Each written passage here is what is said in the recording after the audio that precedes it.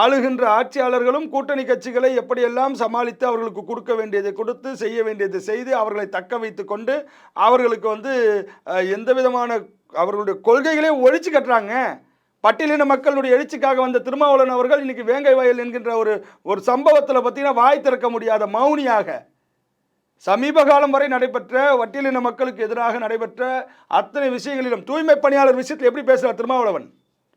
தூய்மை பணியாளர் விஷயத்திலே நிரந்தர பணியாக ஒருவரை தூய்மை பணியாளரை கொண்டு வந்தால் அவங்கள பர்மனெண்ட் ஆக்குனா அது குல ரீதியாக அந்த குலமே தொடர்ந்து தூய்மை பணியாளராக இருப்பாங்களாம். எப்படி பாருங்க, அதனால் பர்மனெண்ட் ஆக்கக்கூடாதான். எந்த அளவுக்கு திருமாவளவன் அவர்கள் திமுகவுக்கு இந்த அளவுக்கு கீழே இறங்கி போகணும்னு அவசியம் இருக்கா? தூய்மை பணியாளர்கள் எங்களுக்கு பணி நிரந்தரம் இல்லை, எங்களுடைய குடும்பத்திற்கு வேண்டிய வசதிகள் இல்லை, எங்களுக்கு பணி நிரந்தரமாக்கி எங்களையும் அரசு ஊழியர்களாக நீங்கள் ஆக்குங்கன்னு சொல்கிறாங்க. இதை ஆக்குவோம்னு திமுக சொல்லிச்சு.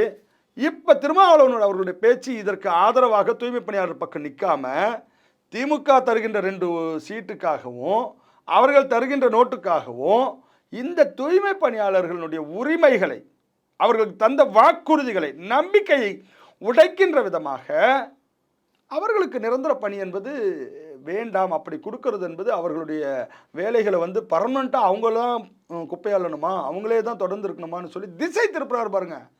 இதை விட அவமானம் என்னங்க இருக்கு? ஏன்னா கூட்டணி கட்சி தர்மத்தை கடைபிடிக்கணும், இல்லைன்னா கூட்டணியிலிருந்து வெளியேற எதுங்க தர்மம்? அதனாலதான் அவருடைய ஆதரவா பேசுறாரு. தர்மம் என்று சொன்னால் அவர்கள் சொன்ன வாக்குறுதியை கண்டனம் தெரிவிக்கலையே சார். இடதுசாரிகள் தான் 10 கோடிக்கு ஒரு இடதுசாரி கட்சியும் 15 கோடிக்கு ஒரு இடதுசாரி கட்சியும் விலை போயிட்டாங்களே.